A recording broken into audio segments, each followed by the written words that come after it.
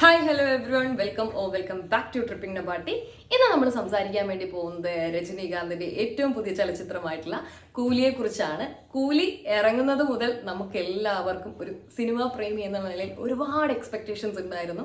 റിലീസിന് മുന്നേ തന്നെ ഏകദേശം 100 കോടി ക്ലബിൽ കയറിയിട്ടുണ്ട് എന്നായിരുന്നു ചർച്ചകൾ ഉണ്ടായിരുന്നത്. ഒപ്പം ഡിറക്ഷൻ നടത്തിയിരിക്കുന്നത് ലോകേഷ് കനകരാജ്. ഒരുപാട് കാസ്റ്റുകളും നമ്മൾ എക്സൈറ്റ് ചെയ്യിപ്പിക്കുന്ന തരത്തിൽ ഇതിനകത്ത് ഉണ്ടായതുകൊണ്ട് തന്നെ എടുത്തു പറയേണ്ടത് ഷൗബിൻ സാഹിർ, ഉപേന്ദ്ര തുടങ്ങിയ ഒരുപാട് ആളുകൾ ഇതിനകത്തുള്ളത് കൊണ്ട് തന്നെ, നാഗാർജുന, അപ്പോൾ ഇവരൊക്കെ ഉള്ളത് കൊണ്ട് തന്നെ നമുക്കൊരു ഭയങ്കര ഹൈപ്പ് ഉണ്ടായിരുന്നു. എവിടെയൊക്കെയോ നമ്മളിതിൽ അമീർ ഖാന്റെയും ഒരു സാന്നിധ്യം പറഞ്ഞു. പക്ഷെ പലരും അമീർ ഖാന്റെ ഒരു ക്യാമിയോ റോളാണ് എന്നുള്ളത് കൊണ്ട് തന്നെ ബാക്കിയുള്ള ആളുകളുടെ പെർഫോമൻസ് കാണാനും അമീർ ഖാൻ എങ്ങനെയാണ് പ്ലേസ് ചെയ്തിരിക്കുന്നതെന്ന് അറിയാനും ഒക്കെ ഞാനും ഭയങ്കര എക്സൈറ്റഡ് ആയിരുന്നു.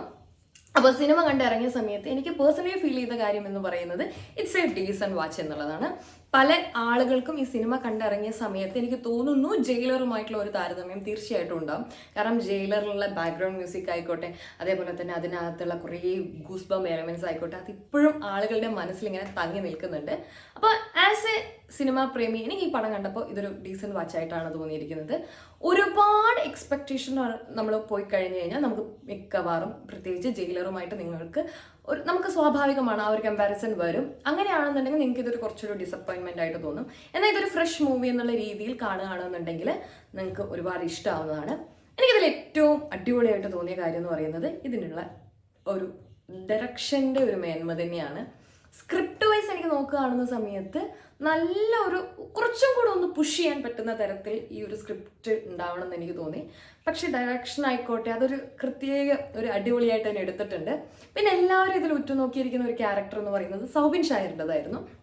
സൗബിൻ്റെ പെർഫോമൻസ് അടിപൊളിയാണ്. പക്ഷെ വാവ് എന്ന് പറയാനുള്ളതൊന്നും പേഴ്സണലി എനിക്ക് ഫീൽ ചെയ്തിട്ടില്ല.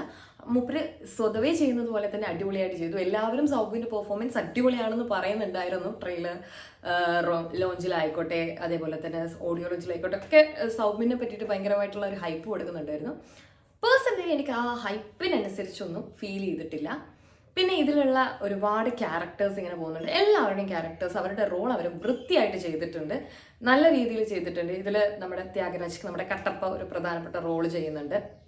പിന്നെ രജനീകാന്തിൻ്റെ പെർഫോമൻസ് ആയിക്കോട്ടെ ആസ് യൂഷ്വൽ മൂപ്പര് അടിപൊളിയായിട്ട് അത് വൃത്തിക്ക് ചെയ്തു വെച്ചിട്ടുണ്ട്. പിന്നെ ഇതിൽ എനിക്ക് ഇഷ്ടപ്പെട്ട മറ്റൊരു എടുത്തു പറയേണ്ട പെർഫോമൻസ് എന്ന് പറയുന്നത് ശ്രുതി ഹാസനാണ്. ശ്രുതി ഹാസൻ ആവുന്ന സമയത്ത് നമുക്ക് പലപ്പോഴും പല സ്ഥലത്തും ശ്രുതി ഹാസൻ്റെ പെർഫോമൻസ് പണ്ടത്തെ മൂവീസിലൊക്കെ കാണുന്ന സമയത്ത് എനിക്ക് പേഴ്സണലി അത്ര ഇഷ്ടമാവാറില്ല. ബട്ട് ഇതിൽ അവർ അടിപൊളിയായിട്ട് ചെയ്തിട്ടുണ്ട് കേട്ടോ. അവർക്ക് കൊടുത്ത റോൾ അവർ വൃത്തിയായിട്ട് ചെയ്തിട്ടുണ്ട്.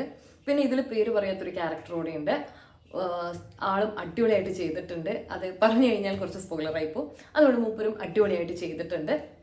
അങ്ങനെ ബേസിക്കലി നോക്കുകയാണെന്നുണ്ടെങ്കിൽ എനിക്കിതിൽ ഭയങ്കരമായിട്ട് ലാക്ക് ചെയ്തൊരു കാര്യം എന്ന് പറഞ്ഞു കഴിഞ്ഞാൽ അനിരുദ്ധിൻ്റെ BGM. നമ്മൾ സാധാരണ ഒരു മൂവിക്ക് കൊടുക്കുന്ന ഒരു ഹൈപ്പ് ഉണ്ടല്ലോ, പ്രത്യേകിച്ച് ജയിലറിലൊക്കെ നമ്മളത് കണ്ടതാണ്. ആ ഒരു ഹൈപ്പ് എനിക്ക് പല സ്ഥലത്തും ലാഗ് ചെയ്തിട്ടുണ്ട്.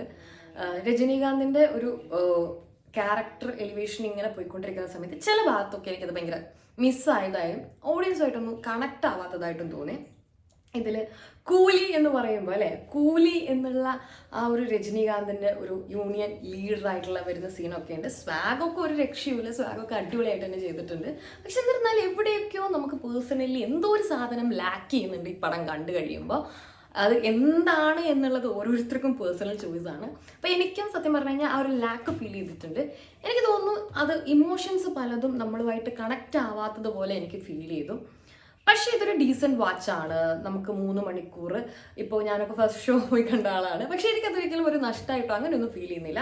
നമുക്ക് കാണാൻ പറ്റും. പക്ഷെ ഓവർ എക്സ്പെക്ടേഷൻസോടെ പോയി കഴിഞ്ഞാൽ ഒരു ഡിസപ്പോയിൻമെൻറ്റ് ചിലപ്പോൾ ഫീൽ ചെയ്തേക്കാം. But it's A decent watch എന്നുള്ളതാണ് എനിക്ക് ഈ സിനിമയെക്കുറിച്ച് ഫീൽ ചെയ്തത്. നിങ്ങൾക്ക് എന്താണ് തോന്നിയിരിക്കുന്നത് എന്നുള്ളത് ഹോണസ്റ്റ് അഭിപ്രായം നിങ്ങൾക്ക് താഴെ കമൻറ്റ് ചെയ്യാം. മറ്റൊരു വീഡിയോയിൽ വെച്ച് നമുക്ക് വീണ്ടും കാണാം. Until then bye, see U.